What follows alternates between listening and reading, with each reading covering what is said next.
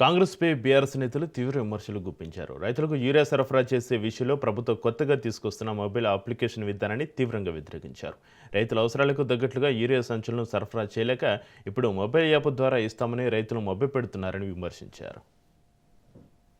Result చూసినాక ZPTC MPTC పెడతారని నేనైతే అనుకుంటలేను. అన్ని మనమే గెలిచినాం. కిందికేళ్ళ మీద దాకా మొత్తం గల్లీ టు ఢిల్లీ గుర్తు లేకుండానే గిట్లున్నది. ఇక గుర్తు వచ్చి మళ్ళీ కేసీఆర్ గుర్తుకొస్తే ఎట్లుంటుందో అని చెప్పి తప్పించుకొని పారిపోయే పరిస్థితి ఉన్నది. ఒకటి మాత్రం పక్కా, ఇంకొక 2 ఏళ్ళు మనకు కొద్దిగా పరీక్షా సమయం ఉంటుంది. 2 ఏళ్ళు వాడకూడదు వీడకూడదు. కాంగ్రెస్ వాడు మనల్ని అవమానిస్తే అవసరమైతే 1 నిమిషం తలకాయ కిందికేసుకోవాలి, 4 అడుగులు వెనుకకేయాలి.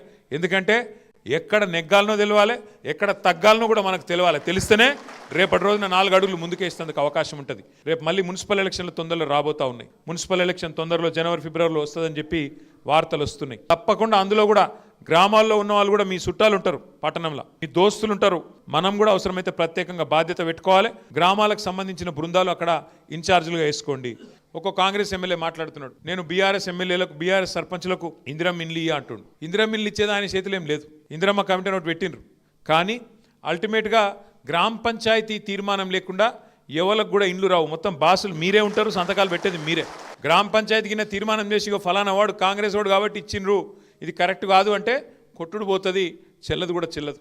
మీరే బాసులు, మీరే కథానాయకులు తప్ప వాళ్ళ చేతులు ఏముండదు. రేపు కొత్త పెన్షన్లు ఇచ్చేదున్నా, పెన్షన్లు పెంచేదున్నా, ఇంకేమన్నా కొత్త పథకం పెట్టేదున్నా లిస్టు పెట్టాలి, గ్రామ పంచాయతీలో పెట్టాలి. పెట్టాలంటే ఎవరు పెట్టాలి? మళ్ళీ మీరే సర్పంచ్ గారు, ఉప సర్పంచ్, వార్డు సభ్యులు. మీరు లేని వాళ్ళదేం నడవదు. ఇన్ని రోజులంటే ఆటలు నడిచినాయి, మీరు లేకుండే సెక్రటరీలను అడ్డం పెట్టుకొని అధికారులను అడ్డం పెట్టుకొని ఆట ఆడింది. ఇప్పుడు నడవయి. ఇంకా ఇప్పుడు మన వాళ్ళు 67 మంది గెలిచారు కాబట్టి మీరు ఎక్కడోళ్ళు అక్కడ ప్రజల కోసం గట్టిగా మాట్లాడతారు కాబట్టి తాండూరులో రేపటి నుంచి కథ మారుతుంది. సర్పంచ్ల ఎన్నిక పెడితే రూపాయికి 90% మనమే గెలిచినాం. మరి ఇప్పుడేమైంది? రేవంత్ రెడ్డి ఇప్పుడు కారు గుర్తు లేకుండా సర్పంచ్ ఎలక్షన్ పెడదాం, నా ఖాతాలు వేసుకుందాం అనుకున్నాడు. కాలుకు బల్పం కట్టకుండా తిరిగిండు. సర్పంచ్ ఎలక్షన్కి ఎవడన్నా ముఖ్యమంత్రి తిరుగుతాడే? అసలు ఎప్పుడన్నా విన్నామా ముఖ్యమంత్రి అంటే సర్పంచ్ ఎలక్షన్ లో తిరిగి ఓట్లు వేయమంటాడు ఎవడన్నా?